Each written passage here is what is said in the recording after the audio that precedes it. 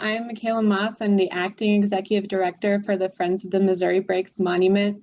We're a small nonprofit based out of Helena, Montana, dedicated to the preservation and protection of the Upper Missouri River Breaks National Monument through stewardship, education, and advocacy.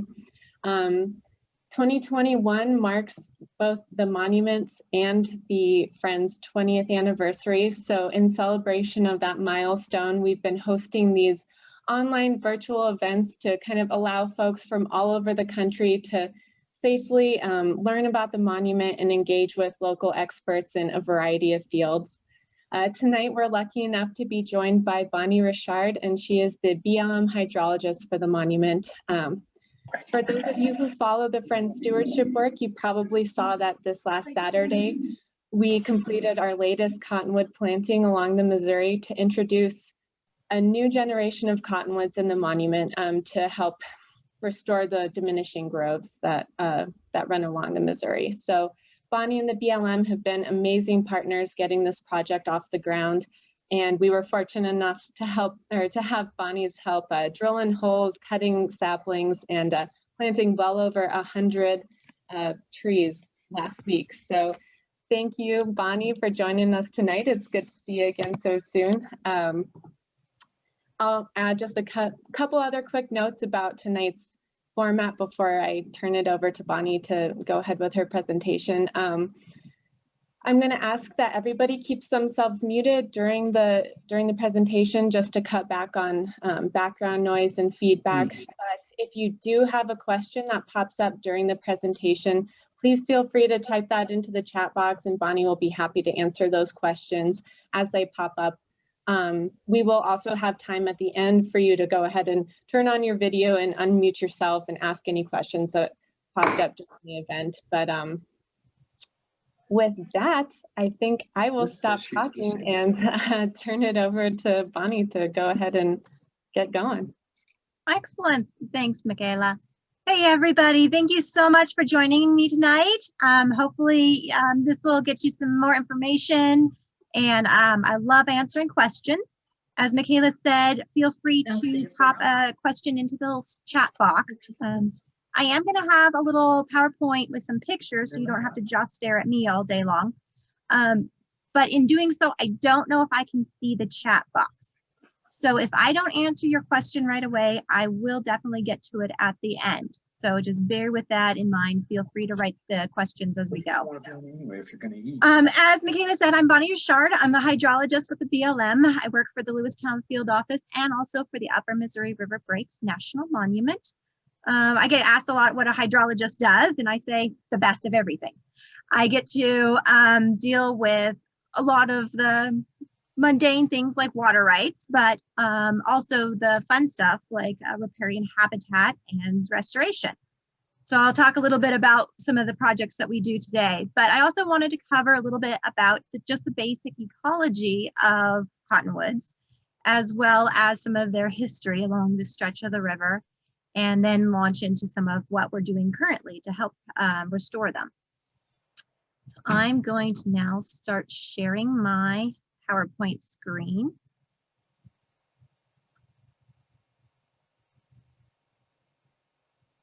There, can you all see the PowerPoint now? We're looking at your desktop right now. Okay, hang on. Let's see if I can get this going. I had it working. I should not stop sharing.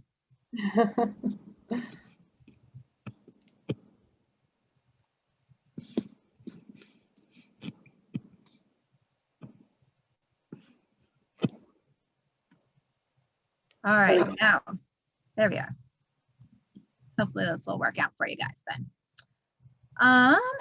Like I said, bear with me because now I cannot see the chat window at all. So if you have a pressing question, maybe Michaela, you can keep an eye on that and pop in. If not, like I said, I will get to them at the end for sure.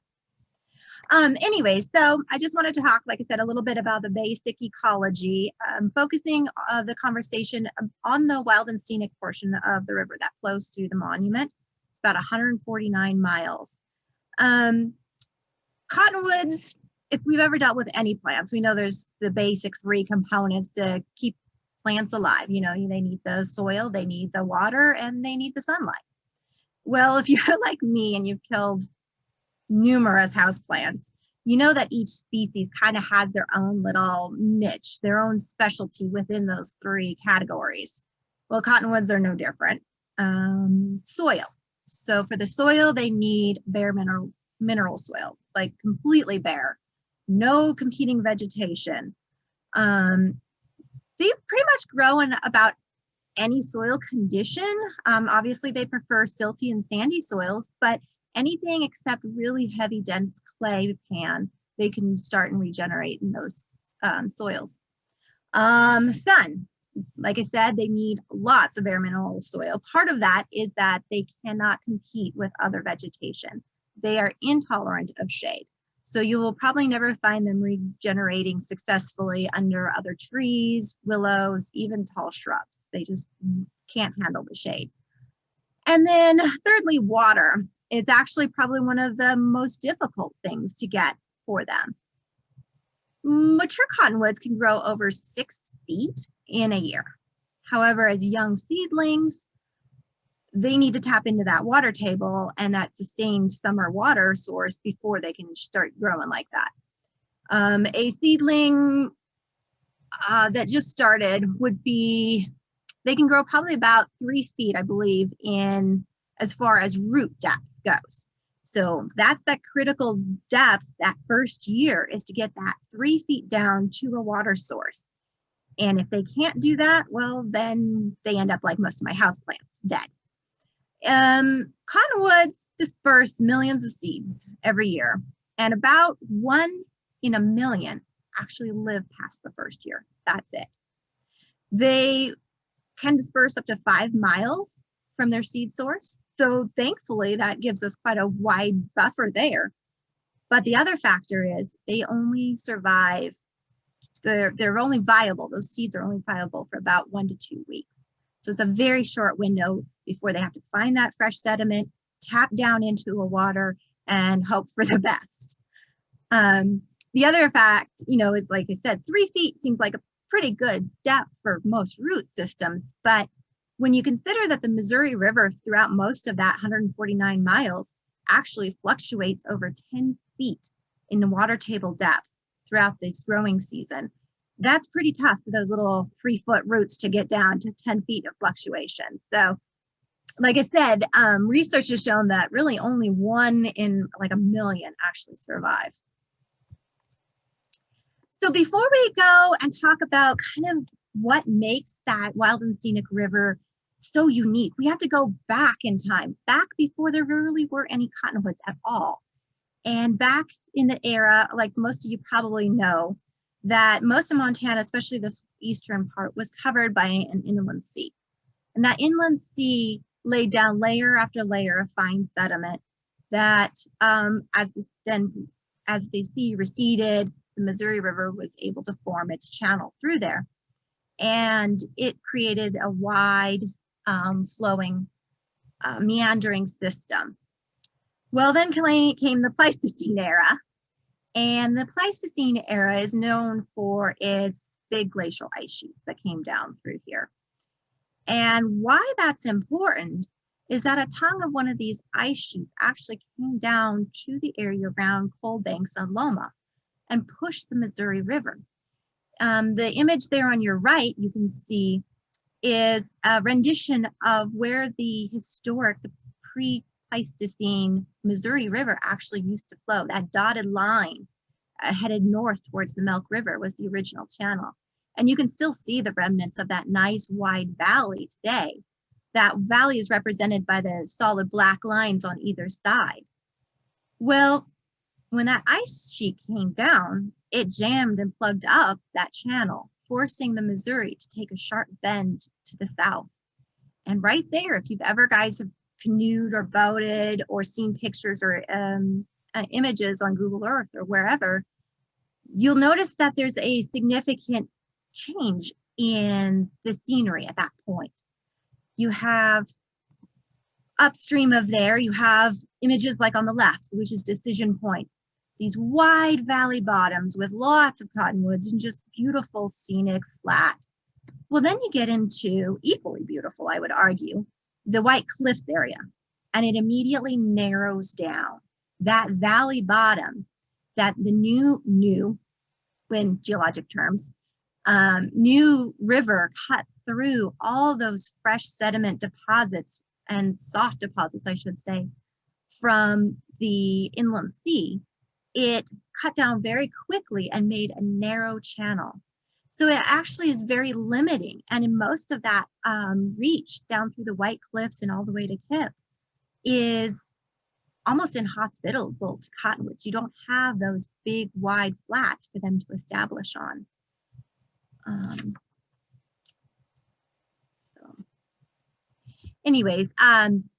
So that's one of the key factors as we have looked at this ecosystem as we move into it.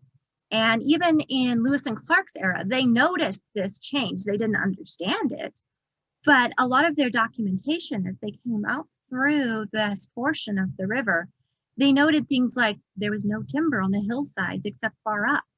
Or if there were cottonwoods, they called them few scattered cottonwoods here and there. And it wasn't until they reached what is kind of now Coal Banks, Loma, that Decision Point area, that their journaling started noting that the timber was increasing and there was handsome cottonwood galleries along the banks. That's because of the geological influence that have that narrow channel. There just isn't space for big sprawling cottonwood galleries.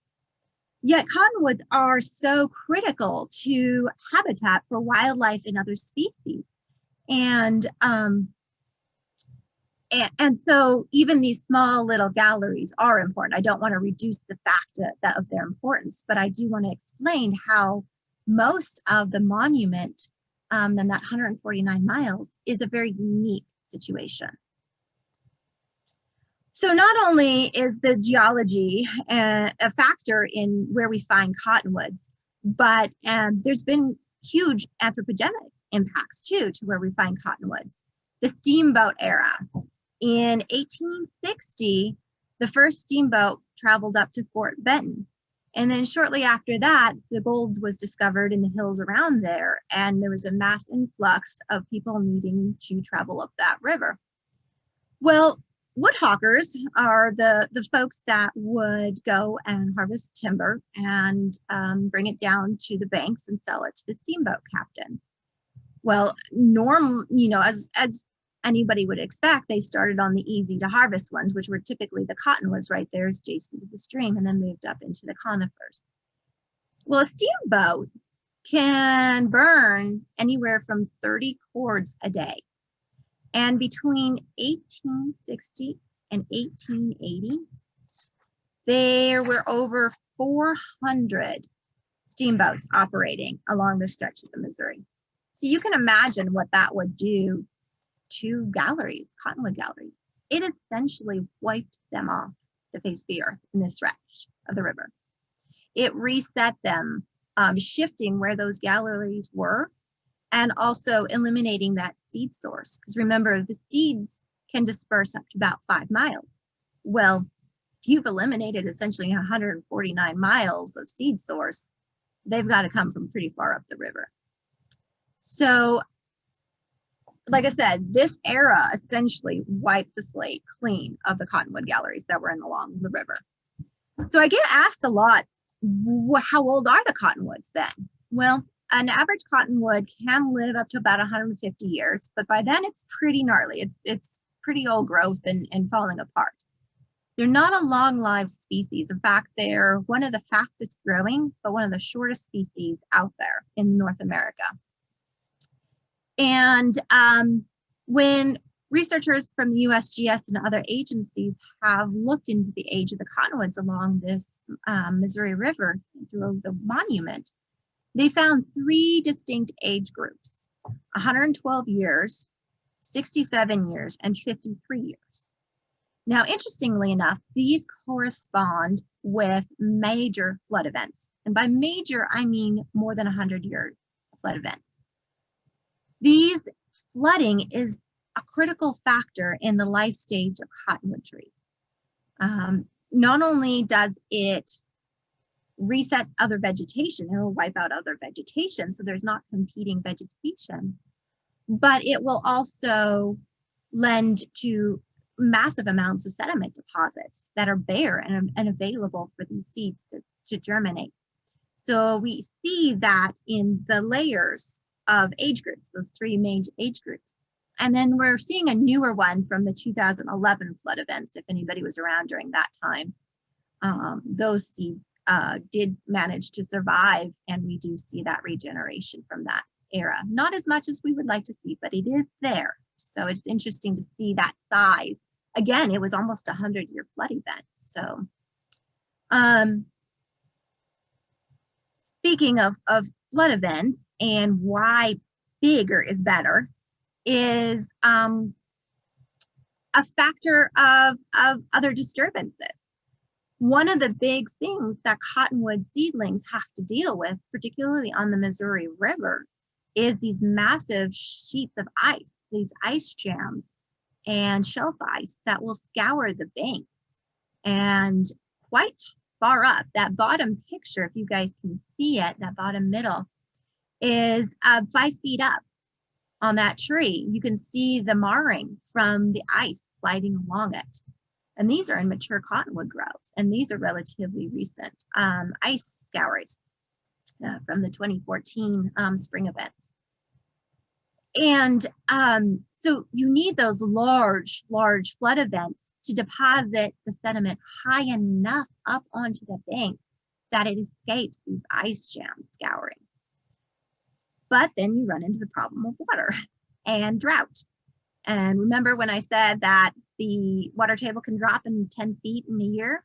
Well, here you are high up on the bank to avoid the dangers of the ice, but then you have to get your roots down fast. So again, we're, that 1 in a million seedling that actually makes it past the first year. It's not really good odds for these creatures or these plants. To add insult to injury, like I was saying, this image just kind of re-emphasizes how drastically flooding has changed. In 1954, the first dam was built, blocking off part of the flow through this portion. And you can see that in that bottom graph, how just the floods just flatlined as the dam era started. And so we just don't have the flood events. So if 1 in a million seedling makes it, but you have to go several decades before you get a large event, you're just not going to get the regeneration. There's just no chances for it, or very limited chances. And by limited chances, what we're finding is, yes, there is regeneration going on, but it's changed from where Lewis and Clark would have seen it. Where we're seeing it now is at the mouth of tributaries. So everybody has probably seen beautiful pictures of these cottonwood galleries on Arrow Creek and Judith River, the two big main tributaries through this portion of the monument. But those aren't the only tributaries. Some very small tributaries can still provide significant habitat. The images on the top and the bottom right are from Mud Creek, which is near Hole in the Wall. And this one flooded just a few years ago and established a nice little regeneration of cottonwood right at the mouth. That flood and that flow from upstream carried all that sediment down and deposited it there. And then these tributaries are a little bit more protected from the ice jams from the main stem. So we'll see them regenerating there. It's not always protected from the ice jams. In fact, I didn't have an image of it, but Bullwhacker Creek had a beautiful grove starting right there by the Irvin cabin and just Gist Campground, if those are familiar with it. And it was actually a multi-generational grove, but you had 20, 30-year-old trees as well as young seedlings starting in that. And then the 2019 ice jams came through and bumped up actually against urban cabin and ended up taking out most of that growth. So it's not guaranteed that even if you do start in a tributary that you will be able to survive. So, but so what I wanted to do is kind of just pause right here and re-emphasize that we are seeing cottonwood regeneration and we are seeing growth.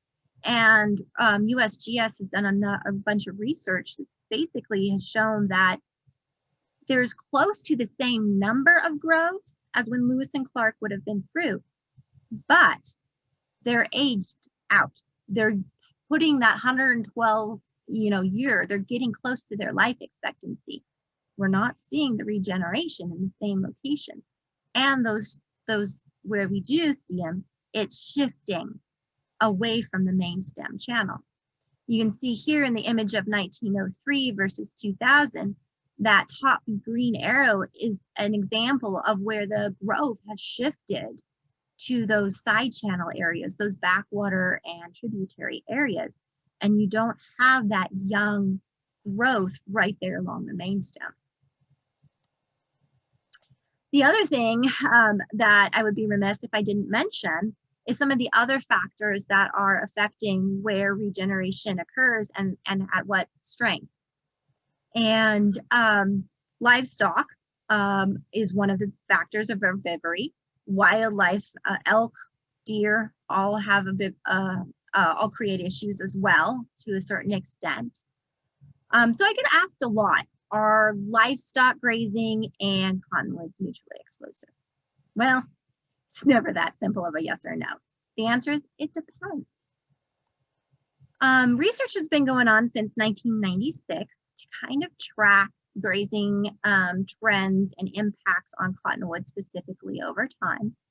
And there was paired studies done inside exclosures and just adjacent to the exclosures. And this example here is just 6 years of growth of a cottonwoods within an exclosure. In this case, Monroe Island exclosure. And you can see that even here, this is one of our nice wide floodplain areas that the ice doesn't jam up on, and we're getting regeneration, and it's protected from the herbivory. So what this research has been showing from USGS is that it's not necessarily, it really does depend on a lot of factors with livestock. In this particular case, this is near Hole in Wall. It is not an exclosure. And you can see between 1990 and 2019, how much regeneration has been able to be successful. And livestock is able to come into here. Now, between 2000 and 2019, you see a shift. And that's because grazing management changed. We kind of created what I guess you would think of more of as a riparian pasture. So as you break these big allotments up into pastures and create more of a rotation pattern, it reduces the impact on any one area throughout the year or throughout several years, depending on the rotation. In this particular case, it gets regular rest throughout the heat of the growing season. And that's one of the critical parts is water for livestock. It's so easy for them to go down into the flats along the river. They have water that's flat. Cows are lazy like me and don't want to go back up the hill, so they just hang out there. So one of the things that we're learning and trying to implement along the river, particularly in those river pastures, is a rotation pattern and off-site water source in the uplands to keep the livestock up there as much as possible. So even in grazed areas, we are seeing recovery, but it's related to the intensity of the grazing. In light to non-grazed areas, you get about 2.5% survival after the first year, after that first year that everything dies, and they actually get into the sapling stage. Then you get about a 2.5% survival rate for maturity from sapling to maturity. in light to ungrazed. And then in the medium grazed, it drops to about 1%. And then in heavy grazing, intense grazing, year-long grazing, for example, you pretty much don't get anything. So again, the answer is livestock and cottonwoods are not mutually exclusive, but the impacts depend. And it's a factor we have to consider for sure. The other thing that impacts cottonwoods are the wonderful little beavers. Now, I am totally a beaver fan, but they can be quite destructive.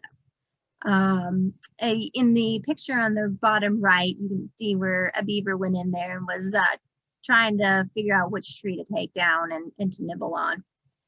Well, what we're finding is as we change our grazing management, we're getting more willows. A lot of people don't really pay attention to willows, but where we're seeing willows regenerate, we're seeing a shift away from beaver damage on the cottonwoods.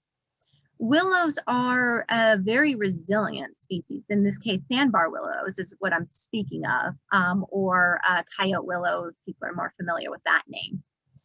And they're a very resilient species as far as resprouting after ice damage and flooding, and even to a certain extent herbivory. They can bounce back fairly well from that. Well, as they recover, like I said, though the beavers are preferring to go to the willow sources as their food source, and they're leaving the cottonwoods alone. So we're getting a slow transition away from the cottonwoods, and only in those areas where we're getting the willow recovery. So it's really interesting to see that dynamic starting to occur on the landscape. So the cottonwoods are a very important species, like I said, to wildlife, to us, to all sorts of factors. And in 2001, then President Bill Clinton signed the proclamation that established the Upper Missouri River Breaks National Monument. And in that proclamation, he identifies cottonwoods as one of the objects of the monument, something that's special about the monument. Well, it didn't really take a proclamation for the BLM and a lot of the locals to know that cottonwoods were important.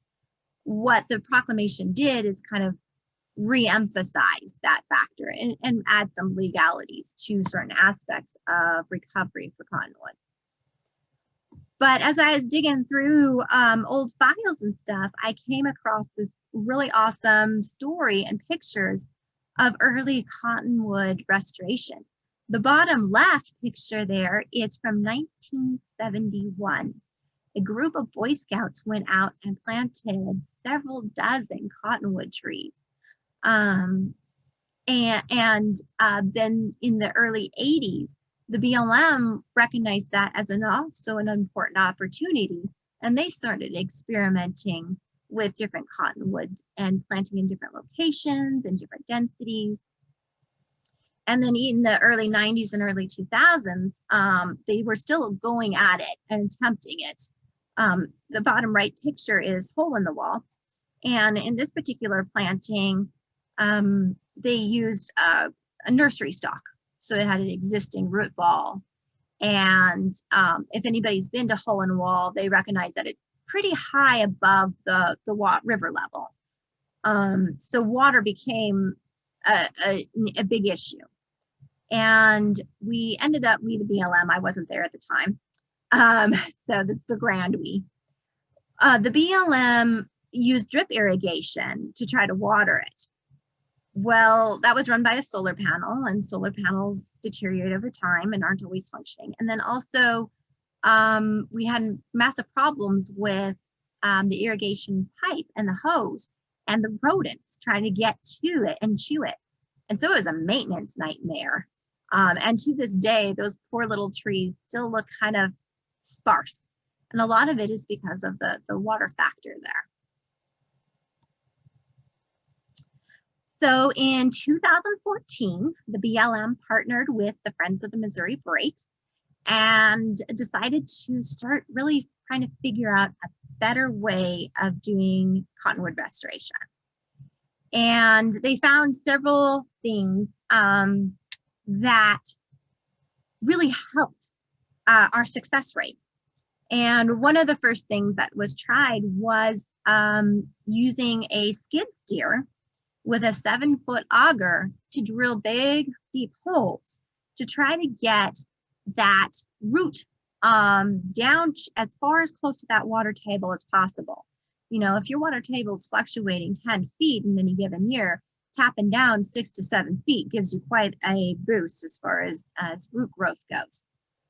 But even then, because we're trying to plant and avoid the ice damage, so we're still pretty high up on the banks, we were having trouble with drought. And so that's where the Friends then started hiring interns, 2 interns every year, to go down and water every week the cottonwood groves that we've planted.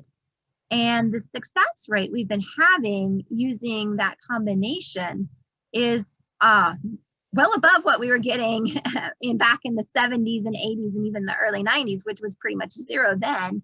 We're getting 50 to 70, even I think the highest was 83% survival rate. And so watering those trees for the first 2 years really gets that critical root depth down there to that water table. And one of the ways that we keep the roots going down is when we're doing plantings, we put PVC pipes adjacent to the cuttings that we do, so that when the interns fill the water into the pipes, it forces the water down to the bottom of the roots. So it encourages the roots to go down further instead of staying near the surface. So that's been incredibly beneficial for our survival rates. And then of course, the other thing that we tend to do is fence them. Is, like I said, between herbivory, whether it's livestock or ungulates like deer and elk or beaver, or in the case of last weekend, it was the porcupine that we had to watch out for. Those fencings, though they aren't always the most beautiful to look at, are very important for our survival rates for our trees. So these are a couple of pictures from this last weekend. I wanted to do a little kind of summary of what we did. For those, I know there are several people on here that I recognize your names from the event, so thank you for joining us. And for those who weren't able to make it, hopefully we can get you out next year. But we were able to plant 118 trees. So even with the expected 30% survival, 30% loss, excuse me, 60 to 70% survival rate. That's still close to 80 trees. And in the grand scheme of it, if Mother Nature was planting this, this would take 84 million seeds to accomplish what we did in an afternoon. So I think that's actually worth a pat on our backs. We did well there. We got, even if we do lose 30%, we still are doing good compared to Mother Nature. So yeah, like I said, that to date, we have about 850 trees planted. We've lost close to 40% on average of those, but we're still doing pretty good. And we have 7 sites that we've been doing. And hopefully we'll continue working on this over the next years, several years. But we're kind of starting to think long-term too, and what long-term solutions we might be able to accomplish. Let me end my PowerPoint here.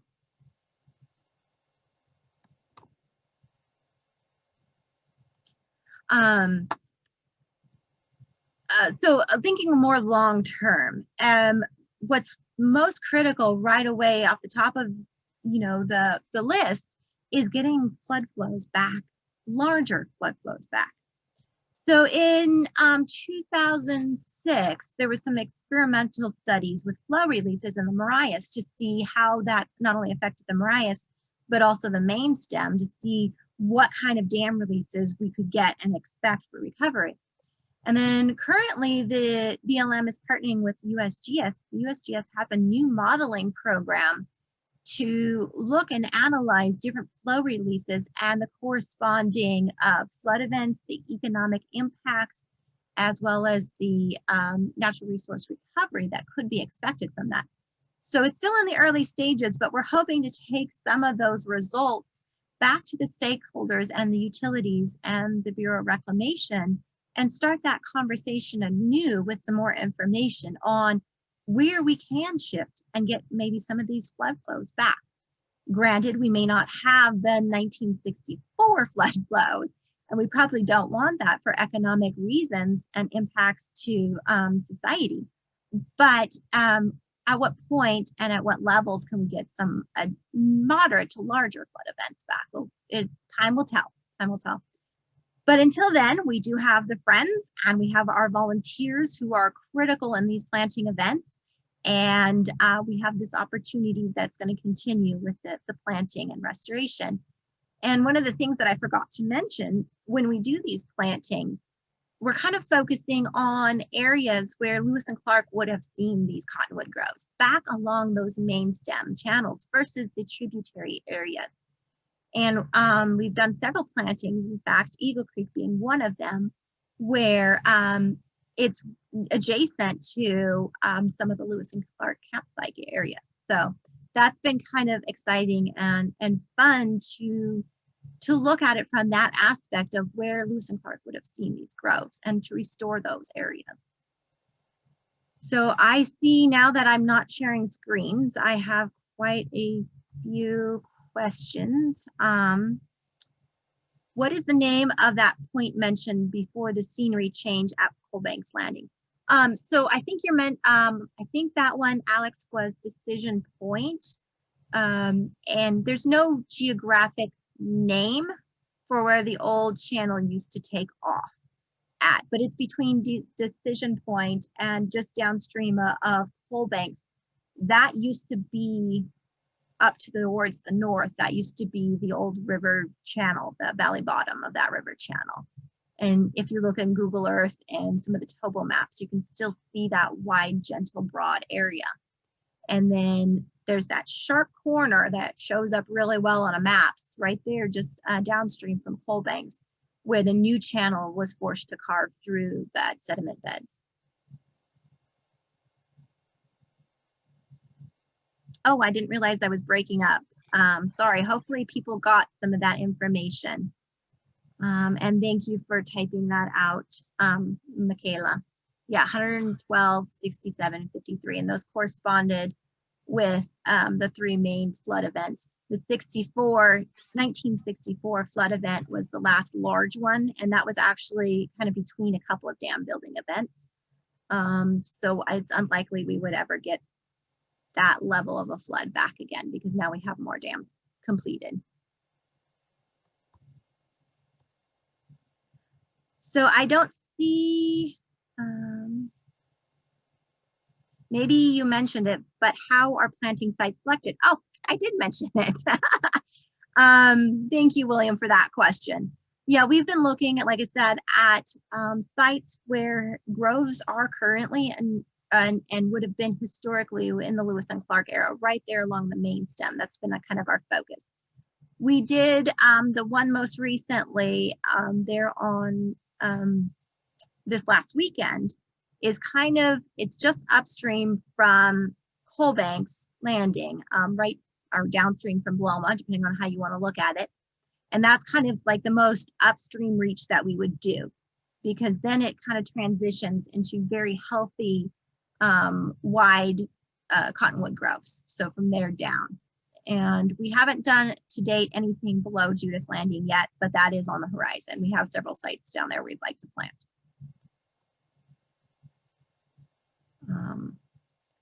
Are the cottonwood trees on the upper Missouri different from the cottonwoods on the lower Missouri? Are you speaking of species, Tom? Because no, a lot of them are the same species. They're the plains cottonwood. What makes them different, I guess, is the growing conditions that they're forced to do right through the narrow channel area of the wild and scenic Missouri River from Coalbanks to Kip. So it's no, it's not that they're a different species. It's just that they are under different living conditions than a lot of the rest of the Missouri River. How many dams are on the Missouri, or at least in what areas are we talking about? So I don't actually remember how many dams there are. I'd have to look that one up, Alex. Good question. But I do know that Halter, or what's that one? Hauser, a lot of the ones on the main stem around Great Falls and upstream from Great Falls, those are some of the more problem canyon. I want to say there's 5 dams, but don't quote me on that because I don't remember off the top of my head. Were there any other questions? I'd love to answer other questions if people have them. Bonnie, I had a question about the ice that you mentioned. Maybe I don't know if I was not following you right, but it sounded like, I mean, I understand how the ice being parked up on the banks can crush or smother the saplings, but it sounded like there's something different there than what would have historically been going on, or maybe like the dams are influencing this, or the flood's not kicking the ice up high enough on the bank. Did something change there? Did I not follow the difference? Good question. So there has always been ice jamming going on the Missouri River. And with the different flood flows and flooding, that would have changed where the jams would have been to a certain extent. But there's always been that shearing damage from the jams. And they're kind of now concentrated, instead of fluctuating because of the natural flows, they're concentrated in a very distinct band. And pretty much anything in that ice shear dam band is toast, for a better word. I don't know if that answered your question or not. So no, that's helpful. Yeah.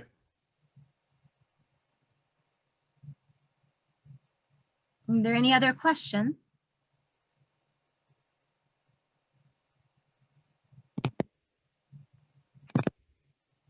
I have another question. Yeah. I'm just curious if there are any dams on the Missouri that that anyone is considering might be up for removal to help maybe restore some of the natural flooding that historically has occurred, and because it seems like the ultimate answer to having cottonwoods restored would be dam removal, and then we wouldn't have to be going around planting cottonwoods. But so I'm just curious as to if there's anybody thinking about removing any of the dams in this area on the Missouri. The conversations definitely have occurred, but the dams that are on the Missouri are and have been there for a substantial, and the reason they were built was for flood control as well as for irrigation, and they have become critical to our infrastructure, and it would be difficult to remove them because of their size. It would alter quite a bit of infrastructure, not only downstream with flooding and flow changes, but also with irrigation and water rights and such. So currently, as far as I know, I'm BLM, not Bureau Rec, so I don't know for sure, but as far as I know, there's no conversations going on at higher levels about actual dam removal. So the best we can hope for at this point is altering timing and levels of flows releases. And that's, like I said, is a very complicated conversation, which is why we're looking forward to modeling and the USGS effort there, because of factors such as climate change, as well as future water uses and demands. And it's quite a complicated conversation. Thank you. Yeah. Any other questions? Are you hopeful that is, so it sounds like there's these 3 ages of stands, right? And they all correspond to pretty major flooding events, right? So which seems to suggest that like a small flood's not going to do it, right? It really takes small flood won't do it. Yeah. 2011 is the last major flood. Yeah.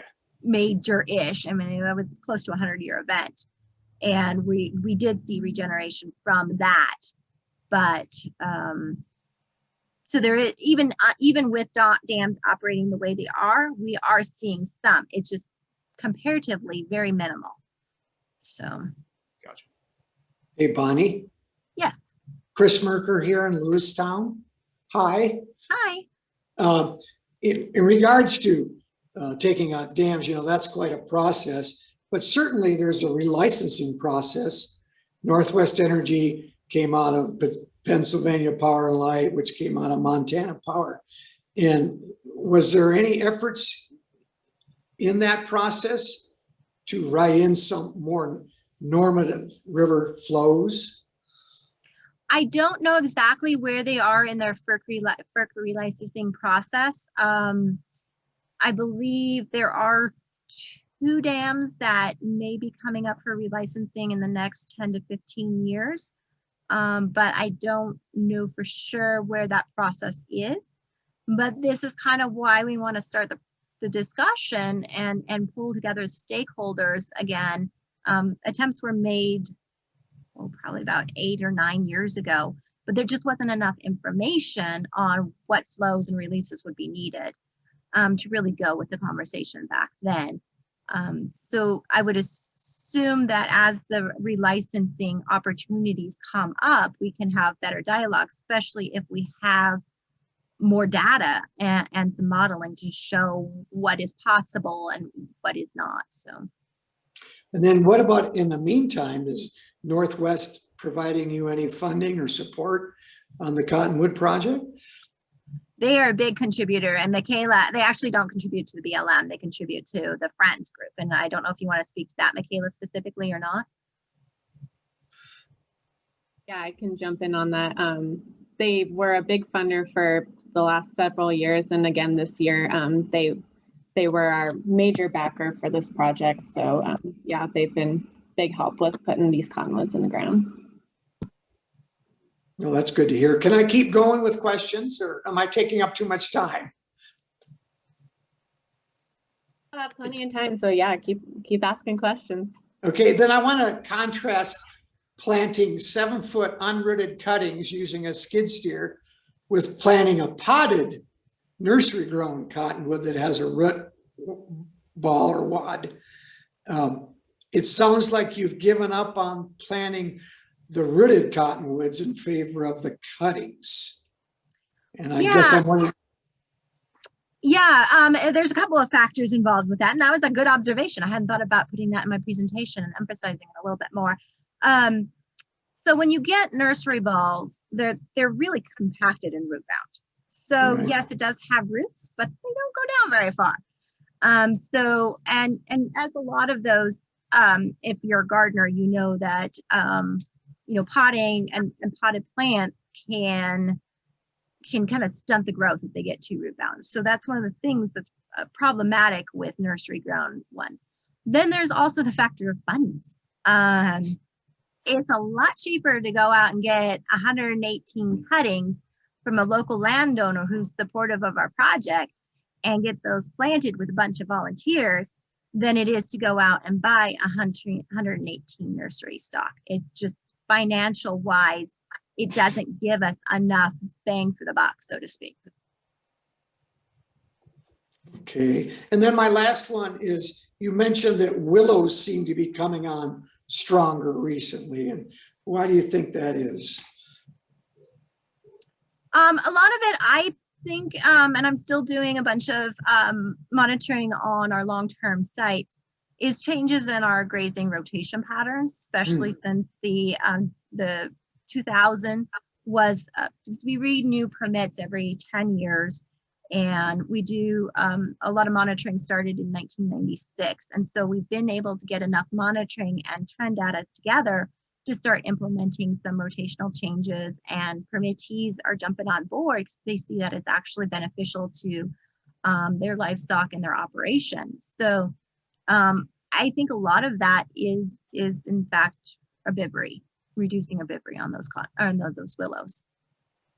Oh, that's great news. Very good. Thank you.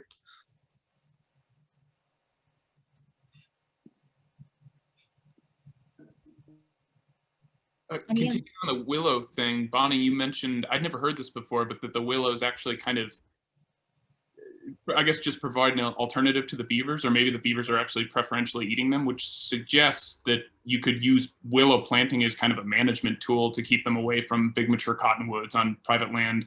where people value those things. Is that correct? Would you recommend that as a kind of a mitigation tool? It is definitely something we're looking into right now as a mitigation option. It's kind of more, we haven't had any researcher actually out working on it. Again, we partner with the USGS to do a bunch of our research. And so I'm hopeful to get a study actually on that to get us some numbers to verify what I think is happening as the trend out there. So, but as a local landowner, willows are a great riparian woody vegetation for holding channels together, for wildlife habitat. So in and of itself, right there, they're beneficial to plant. But then also as a deterrent, they definitely seem to be the preferential food source for beavers.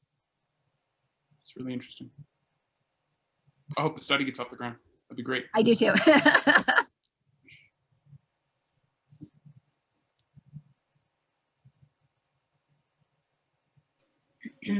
Will this be recorded somewhere so that since I came in late, I could see it? Question. Yes, this is currently being recorded. So we'll be posting this on our YouTube channel in the next day or two. And all of our previous Tune In Tuesdays are available right now. So if you missed any of those past ones with the wildlife biologist or the monument manager, you can go ahead and revisit those. There's a lot of great information in those videos as well, but this one will be up in the next couple of days. Great question. Excellent, thank you. I see that Mary made a note.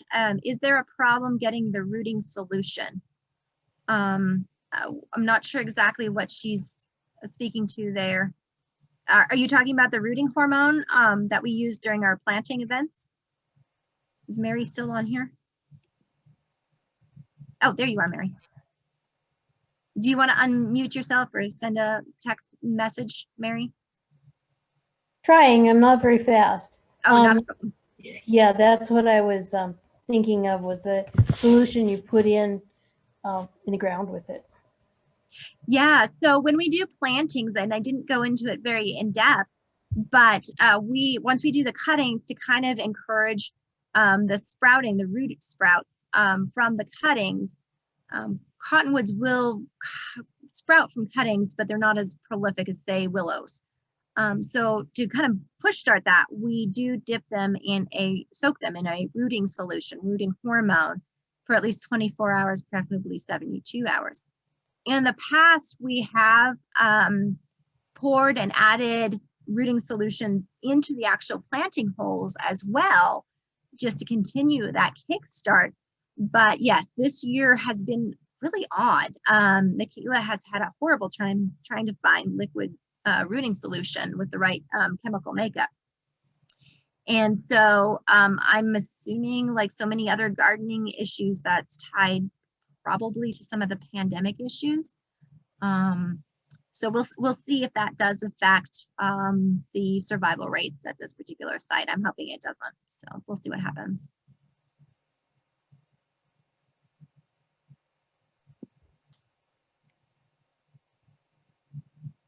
Well, great. Are there any last minute questions? We still have a few minutes of Bonnie's time left. So if you have any others that you'd like to ask, please jump in.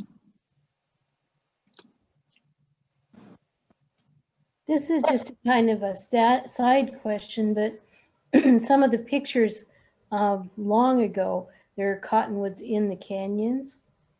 And would that ever, that's probably out of your purview because it's outside of it, but is there any way of thinking about putting cottonwood starts up in there? Or do we just, without the floods, we can't do it? So up in the tributary areas, we are actually seeing fairly healthy populations up there. You know, climate change and other factors of historic overgrazing or homesteading disturbances have affected those, I guess you could call them upland cottonwood sites, for a lack of a better term. But we are seeing them coming back. And a lot of that is because they're not as dependent on those massive flood flows, and they don't have the ice issues, the ice jam issues. And then also a lot of those areas don't have quite as much beaver activity. So there's different factors there. But at this time, no, we're not planning on any plantings up there. We're trying to kind of focus our attentions more on the main stem area. Thank you.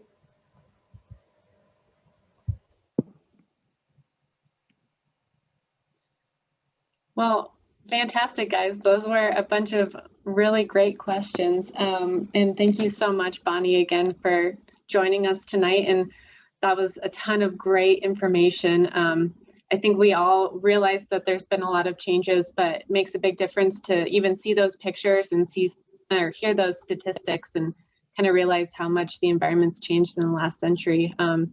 So yeah, thank you again. Thank you everybody for joining this evening. We had a really great turnout. I'm so excited to see so many of you, and I'm sure a bunch more will be joining us on YouTube later. And I'll just mention that this project, this Cottonwood project, and all of our other projects are made possible by you guys, our members, our supporters.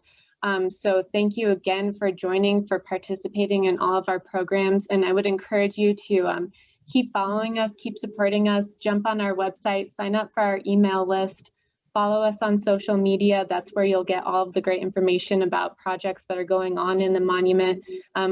We'll be helping Bonnie out with some other projects down the road here, hopefully with some stream restoration work as well. So we'll keep you in the loop with all of that. So donate, support, anything helps. You guys are what makes us able to do all this really great work. So thank you again. Thank you, Bonnie. Thanks for tuning in, guys. And I will wrap it up here. Thank you all. Have a great rest of your evening.